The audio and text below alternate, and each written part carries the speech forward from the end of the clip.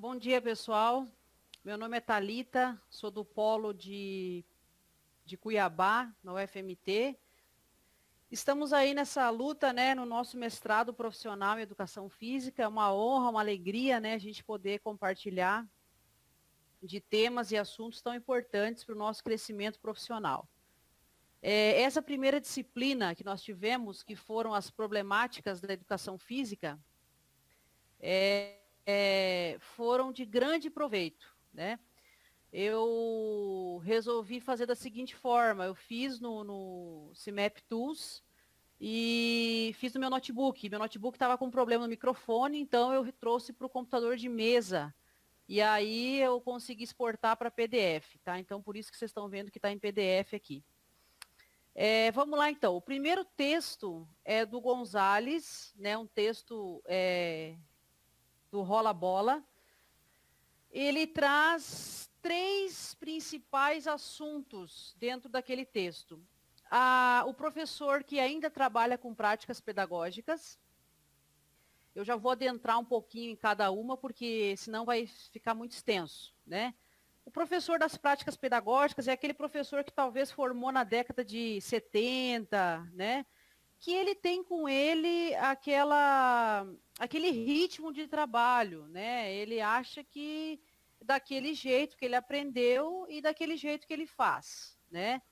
Talvez muitos de nós tivemos na nossa fase escolar professores trabalhando com as práticas tradicionais. E a gente sabe que hoje em dia as crianças das quais nós recebemos na escola, elas estão muito além de nós trabalharmos práticas tradicionais. O que seriam essas práticas tradicionais?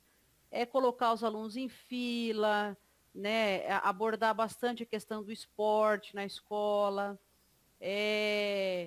fazer o polichinelo, né, fazer o aluno dar tantas voltas na quadra. Então, essas práticas tradicionais, elas foram muito utilizadas até por causa da educação física esportivista, né, onde o corpo era preparado para as batalhas, né, para as questões da guerra, enfim. Depois nós temos o abandono, então, do trabalho docente, que é chamado pelo Gonzalez de desinvestimento pedagógico. É aquele profissional que ele já, digamos que perdeu a esperança de dar o seu melhor como profissional, né? Ele simplesmente coloca a bola lá, deixa os alunos à vontade, muito à vontade, e muitos deles nem sequer apitam os jogos dos quais os alunos estão vivenciando. Então, a educação física ela passa por esse desinvestimento pedagógico, onde o docente ele abandona, né, totalmente o seu trabalho. E o terceiro ponto que o autor coloca são as práticas inovadoras, né, de profissionais que têm se formado agora nesses últimos tempos, que eles têm uma visão bem mais ampliada da questão da sua prática, né, aprendem nos cursos de graduação que ele tem que trabalhar de forma inovadora. Até alguns colegas, não sei se é nesse texto que fala, né, do Sport Education, onde todos os alunos têm um papel, desde do apitar, do fazer a reportagem, né, daquele que filma. Então, o texto ele traz alguns exemplos de como, né, você fazer práticas inovadoras. No segundo texto, que é o texto da Darido, né, da professora Suraya, o título é Relação entre ensinar a fazer e ensinar sobre o fazer na educação física. E é interessante porque o aluno, ele não tem que apenas, você não tem que apenas mostrar para ele aquela atividade. Você tem que falar para ele também sobre esse fazer, do porquê fazer, o que isso vai contribuir, né? Um saber que ele não se traduz, aliás, um saber que se traduz num saber fazer, num realizar corporal, ele tem que vivenciar isso, né? E o outro ponto importante, um saber sobre esse realizar corporal. Por que que ele está fazendo aquele movimento, aquela atividade, aquele exercício, né?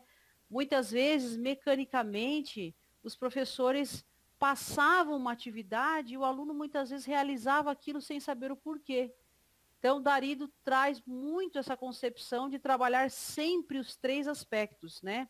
O conceitual, o procedimental e o atitudinal.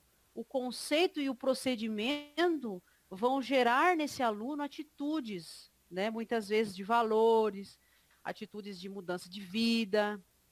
Então, o nosso papel, eu entendo, né, como educador, vai muito além de ensinarmos apenas sobre aquilo que realmente a educação física trata.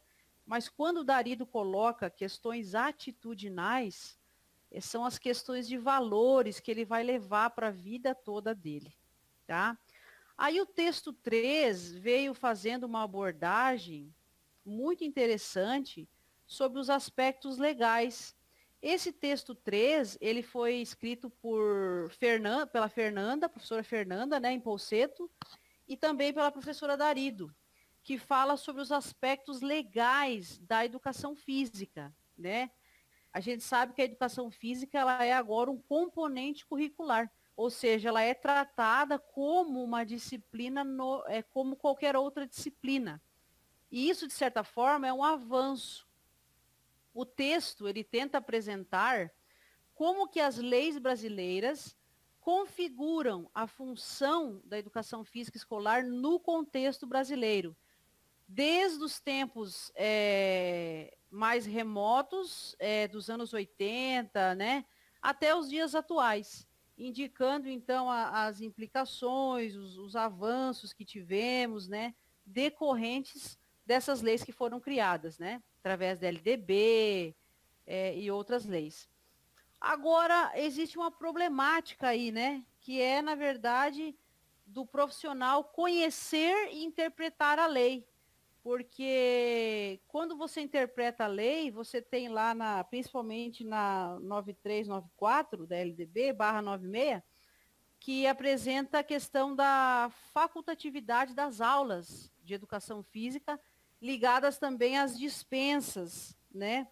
Então, o que fazer, que estratégias nós teremos para superar essas dispensas, né?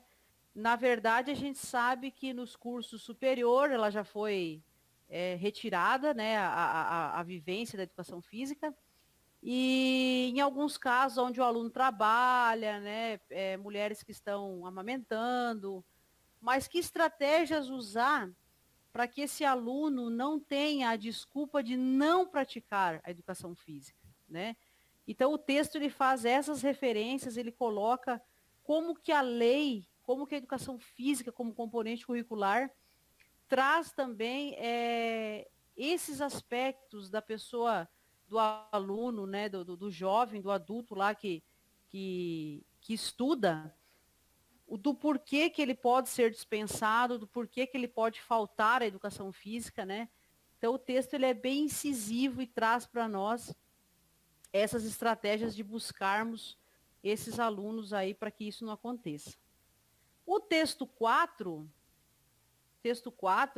ele vai tratar um tema muito importante que a gente vivencia nas nossas aulas, que é o afastamento e a indisciplina dos alunos nas aulas de educação física. Esse texto foi escrito pela professora Suraya também, pelo Gonzalez, né, esse grande escritor argentino, estudioso, e por Jim Ciene, que também é um pesquisador aí bem renomado.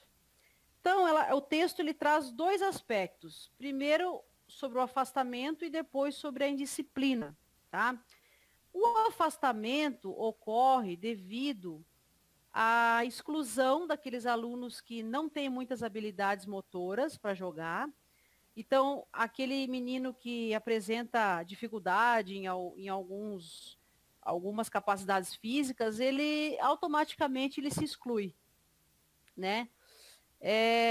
Nós temos também o afastamento devido à legislação que permite que esse aluno não frequente as aulas, seja por um atestado médico, seja os aspectos legais lá que nós vimos, elenca vários itens do qual a legislação ampara esse afastamento, tá? E outra coisa também que ocorre muito, né, é a repetição dos conteúdos. Então, desde que o aluno entra no 6º ano até o 3º ano do ensino médio, existem professores que repetem o mesmo voleibol, o mesmo handebol, basquete, futsal. Então, isso faz com que o aluno se desmotive, acabe se afastando dessas aulas, né? É por isso que, quando falamos de inovação, devemos ter sempre essa questão da inovação dos conteúdos para que não haja esse afastamento. Agora, esse aqui é um problema bem complicado também sobre a indisciplina, né?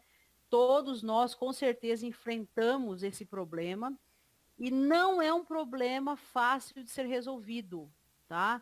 Tem que existir muito apoio familiar, tem que existir muita pulso firme da gestão, né? Porque é uma coisa que está presente na nossa escola, né? Estamos vivendo aí num período de crise moral, né? O Brasil nunca passou por uma crise moral tão complicada.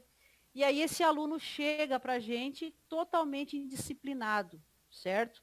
Quando você pega a estrutura familiar desse aluno, você vai perceber que ele não tem estrutura. Ou ele mora só com a mãe, ou o pai dele é falecido, ou ele vive momentos difíceis no lar porque mora com a madrasta, mora com o padrasto, os pais abandonaram e mora com a avó. Então, assim, esses dias eu pedi na sala de aula quantos tinham o pai e a mãe que moravam juntos. Numa sala de 30 alunos, em torno de 7 alunos ergueram a mão. Então, às vezes a gente acha assim que a desestrutura familiar não tem nada a ver, mas com certeza ela gera indisciplina. Porque esse aluno não ganhando uma base familiar boa, ele vai dar problema, né? Ele vai sentir falta. A falta de valores, de respeito, né? Aqui entra também as questões de limite, né? Ele acha que não há limite para ele, porque em casa ele não é cobrado. Então, tudo isso aqui tem a ver também com a indisciplina. E uma coisa que a gente tem que falar, e eu acho também que é um fator de indisciplina, são as aulas desinteressantes, né? Isso aqui é muito importante. Quando você dá uma aula que você traz assuntos da vivência deles, eu costumo trabalhar drogas, narguilé, sexualidade, automutilação, né? Então, assim, aulas que realmente mostram o contexto do qual eles vivem, tá? Tem alunos que são alunos de risco, quando você traz uma aula mostrando o mundo do crime, mostrando sobre viciados em crack, vídeos pesados mesmo, para 9º ano, 8º ano, você vai perceber que eles ficam quietos naquele momento, prestando atenção naquilo que você vai dizer. Porque tudo aquilo que ele vivencia na casa, na família, não tem a ver com nada daquilo que ele vivencia. Então, aulas desinteressantes geram a indisciplina, segundo os autores do texto. E é verdade mesmo. Já presenciei colegas de outras disciplinas na escola que, por darem uma aula sempre da mesma forma, geravam alunos muito indisciplinados, que na minha matéria, na minha disciplina, eles eram totalmente quietos, não davam trabalho. Então, que a gente possa melhorar nessa questão do nosso planejamento, daquilo que nós vamos trabalhar com os nossos alunos.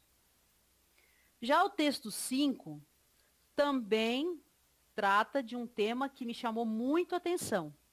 Ela vai falar sobre os aspectos do esporte na escola, né?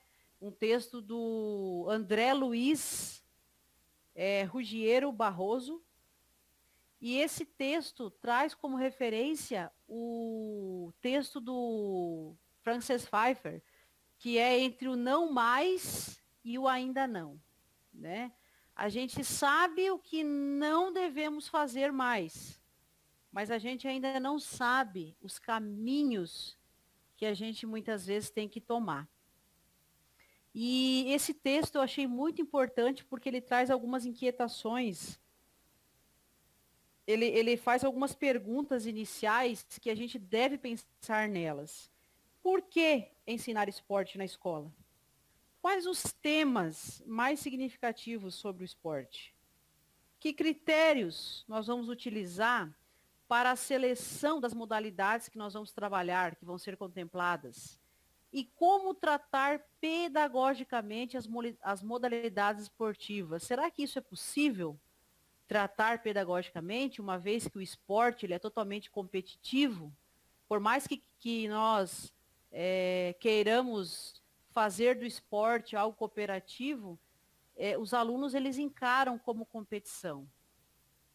Aí eu gosto de trabalhar uma citação do Gonzalez, né, e do Walter Brast, que fala assim que o esporte não é um fenômeno isolado ou isolável socialmente.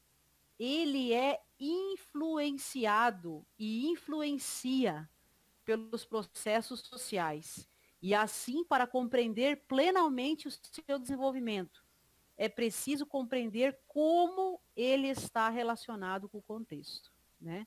A gente sabe que o mundo do esporte hoje, ele é a quarta economia mundial. Então, tudo aquilo que muitas vezes os nossos alunos assistem na televisão, os tênis, as chuteiras, os patrocinadores, existe uma economia por trás do esporte.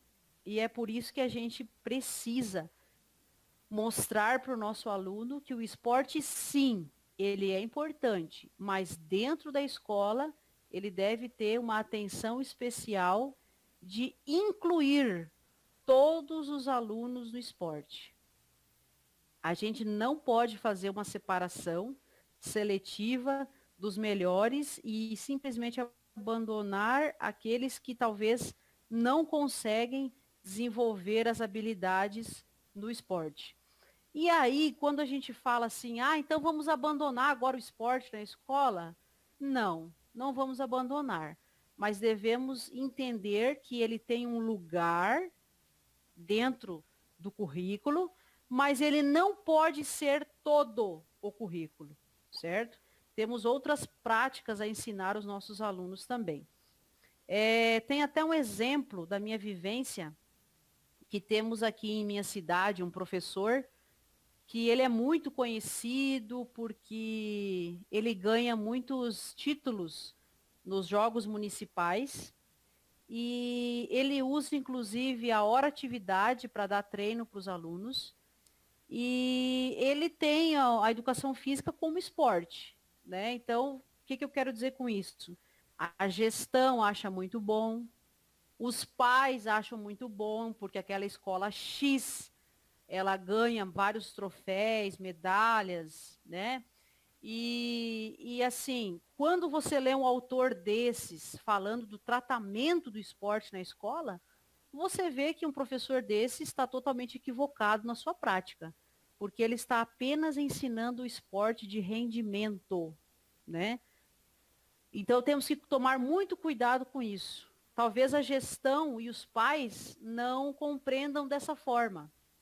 Mas a verdade é que só o esporte também não vai ajudar o nosso aluno a crescer como indivíduo, como um ser pensante, como alguém que possa ser também um cidadão do bem. E para encerrar, então, temos aqui o texto 6, que veio abordando uma questão muito presente nos nossos dias, tá? E que talvez eu seja uma das poucas pessoas que na discussão do texto lá junto com o meu grupo, né, não fui totalmente contra a questão da composição das turmas. Mais para frente agora eu vou falar do que se trata. Então, o texto 6, ele é de Osmar Moreira de Souza Júnior, e ele traz para nós a questão de gênero dentro da educação física, tá? Então, aqui nós temos como que se dá a composição das turmas. Nós sabemos que no passado, a educação física trabalhava com separação por sexo, né? Os meninos trabalhavam em determinado horário e as meninas trabalhavam em outro horário. Eu, particularmente, trabalhei já dessa forma e tenho a dizer para vocês que eu não acho ruim essa forma, tá? Aconteceu um episódio que acho que foi em 2015, que eu trabalhei separadamente no contraturno. E eu me lembro que tinha um menino, que ele era homossexual, e ele me procurou e falou assim, professora, eu gostaria de vir com as meninas treinar, participar da aula. Até porque naquele período eu iria trabalhar vôlei com as meninas. E aí eu falei, não tem problema, você pode vir. E eu achei legal porque ele se enturmou com elas, elas aceitaram ele no grupo e ele treinou de boa e foi tranquilo, ele respeitava muito elas na questão da força, né, na questão da cortada. Enfim, isso não foi um problema, né? Então, assim, quando eu tive essa experiência de separar por sexo, aconteceu isso e eu consegui contornar e resolver, né? Pode ser que em outro momento pode haver questões de preconceito e tudo mais. Eu sei que a experiência foi muito boa, porque as meninas, quando estão junto com os meninos, percebe-se que elas têm muita vergonha, até porque muitas vezes elas não sabem realizar o movimento da forma correta, medo de que os meninos estão as observando, então tudo isso, né? Então, o que eu entendi desse texto, que independente de quem seja, o objetivo sempre, sempre vai ser garantir o direito desse aluno aprender, tá? O gênero, portanto, não é algo que está dado, mas é construído social e culturalmente e envolve um conjunto de processos que vão marcando os corpos a partir daquilo que se identifica ser masculino ou feminino. Eu gostei desse marcando os corpos porque cada indivíduo possui uma marca corporal. E essa marca, ela está ligada à consciência corporal, como que ele realiza aquele movimento, como que ele vê aquele movimento. E o mais bacana de tudo, que se nós fôssemos resumir essa questão do gênero, nós poderíamos dizer que, independente de qualquer coisa, o nosso objetivo sempre é buscar um ambiente de respeito mútuo, solidariedade e sempre desconstruindo preconceitos. O texto deixa claro que o objetivo principal, quando tratamos dessas questões de gênero na escola, devemos ter sempre a questão do respeito no ápice de tudo, né? E sempre quando houver uma questão aonde você perceber um ato de preconceito, fazer uma pausa, chamar eles para uma conversa do porquê que isso aconteceu, o que pode ser feito para que isso não aconteça mais, né? Então, assim, hoje em dia sabemos que a ideia do autor foi realmente dizer que as aulas precisam ser mistas, que você precisa misturar gênero feminino e gênero masculino junto, tá? Mas a minha opinião particular é que se você conseguir atingir 100% dos teus alunos trabalhando de forma mista, glórias, glórias, glórias. Realmente uma coisa assim fantástica, né? Agora, se você não conseguir e talvez houver uma possibilidade, um caminho para que seja separado, eu também não vejo o porquê não se trabalhar separadamente, mesmo nos dias de hoje, né, através de tudo que a gente aprendeu. Então, assim, foram momentos maravilhosos que tivemos trabalhando as problemáticas da educação física. Eu tenho a dizer que eu aprendi muito, refleti muito sobre a minha prática na escola. E com certeza, desde já, comecei a fazer algumas mudanças na minha prática pedagógica na escola. Eu espero que vocês tenham gostado, né? Eu acredito que todos os colegas vão contribuir muito com os seus materiais e é um privilégio estarmos tendo a oportunidade de participar desse curso de mestrado que foi tão sofrido para começar, mas graças a Deus estamos aqui com uma sede de buscar conhecimento. Tá? Agradeço também ao professor Tarcísio, doutor da UFMT, que nos direcionou nessa disciplina maravilhosa. Ele, com aquela humildade que ele tem, né, é fantástico o conhecimento que ele tem. Então, em nome de todos os colegas aí da turma, a gente agradece de coração. Um abraço e até